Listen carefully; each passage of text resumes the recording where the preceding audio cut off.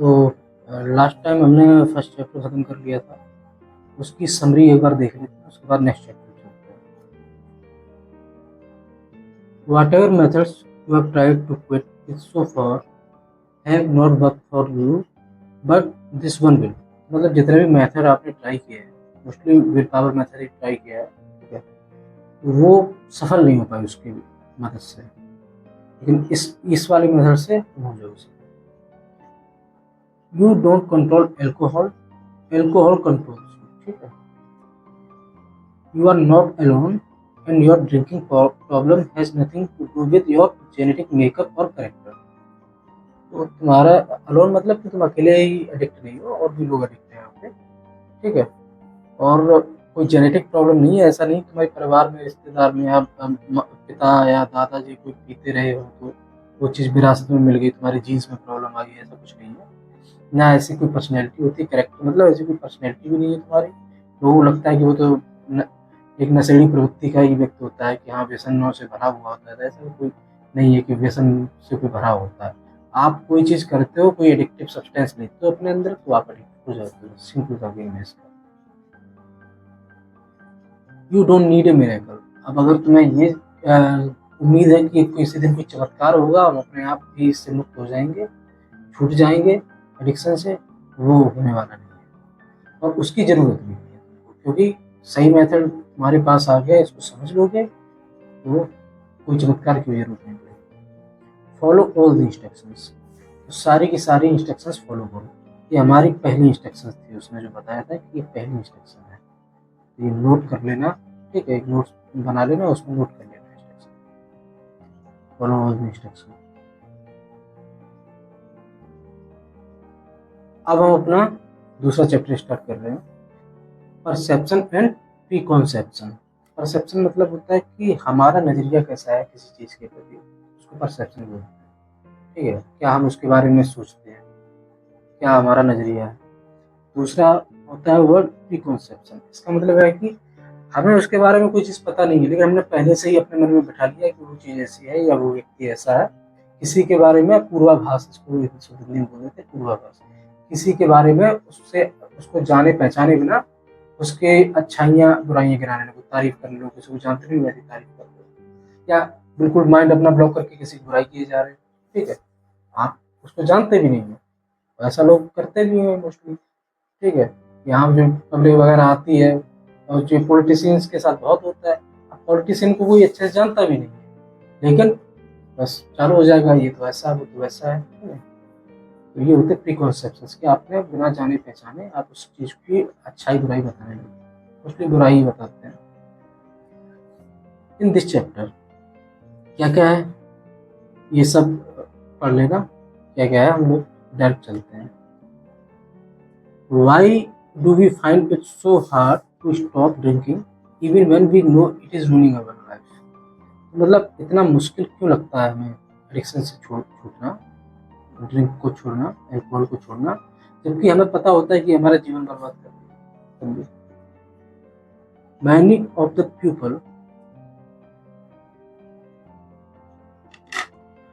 of the people who come to our centers with an alcohol problem say they have grown bored with drinking। तो एक time बाद क्या कह रहे हैं कि साहब आते हैं ड्रिंकर्स, वो कहते हैं कि अब हम तो बोर हो गए, हमें कोई ड्रिंकिंग करने में मजा नहीं आता है, हमें तो कोई इससे छुटकारा दिला दे।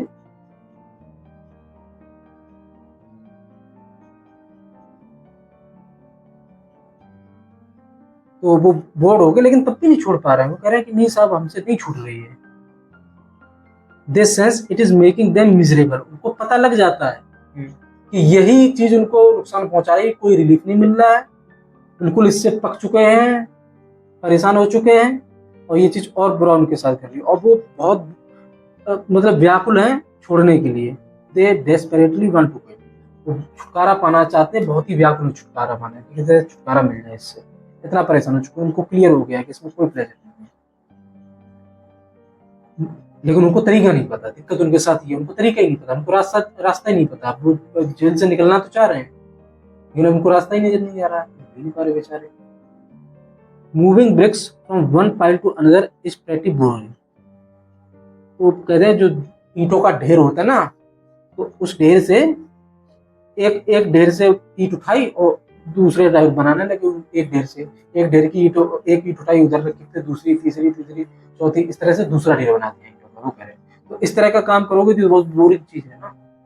फिर उस वाले ढेर से एक और ढेर बना रहे हो ईंटों से, ठीक है, चट्टा बनाते जा रहे हो ईंटों का। उस वो इंटरेस्टिंग चीज है, बोरिंग चीज है ना। If I asked you to move a pile of bricks just for the sake of it and offered you nothing in return, would you do it?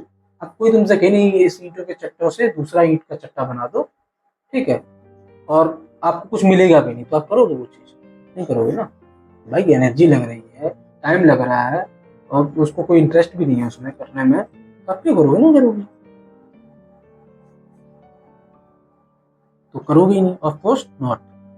You would tell me not to be absurd. तो ये तो भाई भद्दी बात है, मतलब ये तो कोई लॉजिक नहीं इस बात का। इसका क्या, इस बात का क्या मतलब कि एक ईंट का चट्टे से दूसरे ईंट का चट्टा बना लो? एब्सर्ड चीज है ये तो। You would tell me not to be absurd, so why don't drinkers who have become bored with drinking just stop. ठीक है, अब ये चीज तो ठीक है कि ईंटों का चट्टा बनाना बोरिंग है, लेकिन भाई अब पीते पीते बोर हो गया इंसान, अब नहीं पीना चाहता, वो क्यों पीता जा रहा है? क्यों नहीं छोड़ पा रहा है? सिर्फ एक रीजन, क्रेविंग्स। उसको क्रेविंग्स होती है, ठीक है, बोर हो चुका है, बहुत बुरी तरह से बोर हो चुका है, लेकिन जब उसको पीने को नहीं पाता है वो क्रेव करता है, तलब आती है उसके अंदर, तलब की वजह से, ठीक है।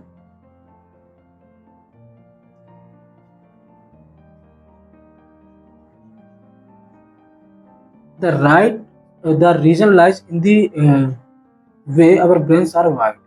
हमारा ब्रेन जो वायरिंग है, हमारे ब्रेन की वायरिंग, ठीक है, खाली मोटर की वायरिंग नहीं, ब्रेन में भी जो थॉट्स होते हैं ना हमारे, तो थॉट्स क्या क्या है हमारे ब्रेन में, वो कहते हैं कि वायरिंग, इस तरह के थॉट्स हैं। While our rational mind may tell us that drinking is causing us untold harm and that we must stop, तो हमारा जो लॉजिकल माइंड है, जो इंटेलिजेंट माइंड है, वो क्या कहेगा? जो इंटेलेक्ट है बेसिकली, जो हमारी बुद्धि है, उनसे क्या कहती है?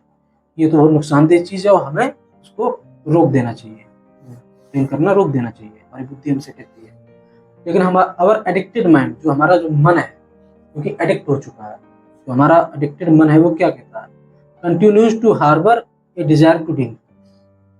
उसके अंदर वो डिजायर अपने अंदर बनाए रखता है पीने की, एडिक्टेड माइंड, ठीक है। वाई, क्यों है वो डिजायर, क्यों रखता है अपने, क्यों पाल के रखता है डिजायर को? Why? Because it has been conditioned to believe that drinking alcohol gives us some sort of pleasure और सुकून। तो इसने क्या है, ये कंडीशन टू बिलीव, मतलब इस पे क्या हो चुका है, एक तरह की भ्रम है इसके मन में, एक तरह के इसके अंदर एक रॉन्ग बिलीफ इसने पैदा कर लिया, एक मिथ भर लिया अपने दिमाग में कि अल्कोहल हमें कुछ तरह का, किसी तरह का मजा देता है, प्लेजर देता है, सपोर्ट, मतलब किसी तरह का सपोर्ट भी देता है, या तो मजा और सपोर्ट कुछ ना कुछ देता है, सहारा देता है हमें, ठीक है। ये हमारे दिमाग में बैठ गया है, इसलिए डिजायर है, ठीक है। मैंने बताया था ना कि प्लेजर क्या है, आपकी उस एडिक्शन की आत्मा है, और क्रेविंग उसका शरीर है, यही है एडिक्शन। उसकी आत्मा मार दो, प्लेजर को मार दो, शरीर अपने आप खत्म हो जाएगा, ठीक है। ये है सिस्टम इसका। In order to break free from this tug of war and allow our rational minds to regain control, we must undo the brainwashing that causes the desire to drink। तो सिंपल सा तरीका है, simple method है, हमें brain washing खत्म करनी है, हमें ये मन से चीज निकालनी है कि ये प्लेजर है, जो वो एक्चुअल में है, जो सच है। वो प्लेजर की जगह क्या है कि एक पेन से उसकी रिलीफ हो, जब पेन रिलीफ हो जाती है, वैसे एक उसको थोड़ी सी राहत मिल रही है, और राहत भी कौन से दर्द से मिल रही है? जो दर्द अल्कोहल ने पैदा किया है, ठीक है। तो ये चीज जैसे ही दिमाग में बैठ जाएगी कि हाँ भाई, ये कोई प्लेजर व्लेजर नहीं है, ये तो बस तकलीफ से थोड़ी सी राहत है, और तकलीफ कौन दे रहा है? खुद अल्कोहल नहीं की वजह से तकलीफ हुई है। वो ब्रेन वॉशिंग ही वो डिजायर को मतलब पैदा करती है, ठीक है। जब ये प्लेजर वाली चीज दिमाग से निकल जाएगी, वैसे ही क्रेविंग जो होती है, तलब जो होती है, वो अपने आप होगी ही नहीं तलब। सिंपल सा लॉजिक है, बिल्कुल pure and simple. Before we can begin to remove the brainwashing, It is essential that you recognize and accept that you have been brainwashed and take a positive attitude to escaping from the trap. अब सबसे बड़ी चीज क्या होती है, like आपको कोई चीज नहीं आती है या आपकी लाइफ में कोई प्रॉब्लम है, ठीक है, तो आप, कई लोग होते हैं उसको एक्सेप्ट नहीं करते, वो मानते नहीं है, कहते नहीं हम तो कोई प्रॉब्लम नहीं है, हम तो बढ़िया है, हमें तो सब आता है, ठीक है, हमें सब पता है, ठीक है, वो एक्सेप्ट नहीं करते हैं अपनी लिमिटेशन। ऐसे लोग, तुम्हें क्या लगता है अपनी लाइफ में वो चीज कभी भी दूर कर पाएंगे? चाहे अपनी इग्नोरेंस हुई, अपना ज्ञान हुआ या अपनी प्रॉब्लम हुई, वो सॉल्व कर पाएंगे? कभी एक्सेप्ट ही नहीं कर रहे, तो वो उनकी प्रॉब्लम सॉल्व ही नहीं हो पाएगी।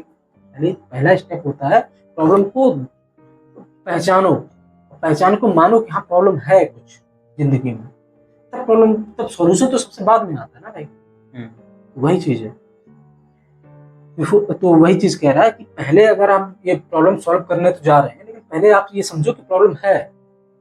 आप, हमें अपने लाइफ में कभी न कभी ये लगा है कि ये हम ब्रेन वॉश हैं, हमें लगता है कि हाँ दारू एक प्लेजरेबल चीज है, ये एक सपोर्टिव चीज है, हमें इससे सहारा मिलता है, ऐसा हमारे मन में बैठा है, ये भ्रम बैठा है हमारे मन में।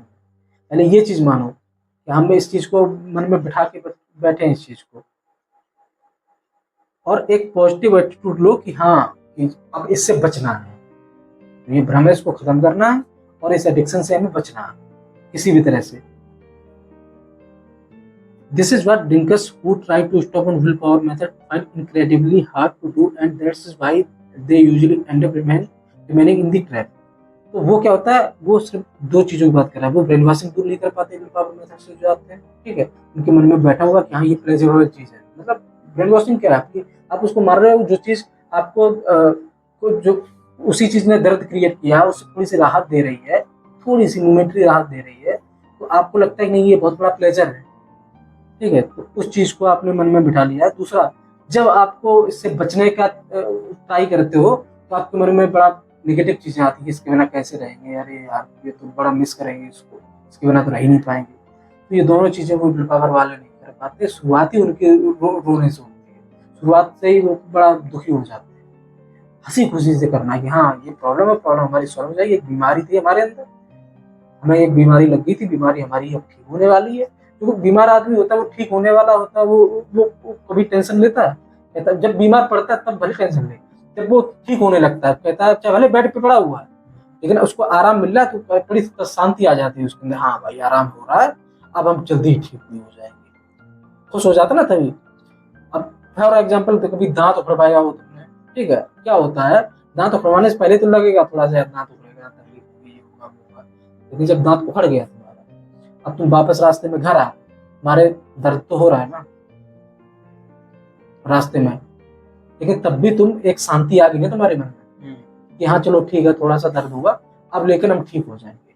तो रात रात के कीड़ा वीड़े जो दर्द होता था दांत में हमारे, ठीक है, वो दांत उखड़ गया है, अभी भी जब बड़ा दर्द कर रहा है हमारा पूरा, हो सकता है हफ्ते 10 दिन तक खा पी ना पाए ठीक से, लेकिन हमें तब भी तसल्ली है, क्यों? क्योंकि हमारी प्रॉब्लम सॉल्व हो चुकी है, ठीक है। तो ये चीज होती है, जरूरी नहीं है कि आप पूरी तरह से ठीक हो गए, जैसे ही आप ठीक होना शुरू हो जाते हो खुशी हो जाती है। अभी आपका एडिक्शन दूर नहीं हुआ, लेकिन आपको पता है अब एडिक्शन दूर होने वाला है, तो खुशी आ जाती है मन में कि हाँ यार अब तो हम फ्री हो जाएंगे। This is what drinkers who try to stop. हाँ तो ये विल पावर वालों की बात बताई थी इसमें, वो तो भाई उनका शुरुआत ही बड़ा मायूसी से होती है, मायूस होकर स्टार्ट करते हैं। ठीक है, आज इतना ही रखते हैं, ठीक है, बाकी कल देखेंगे।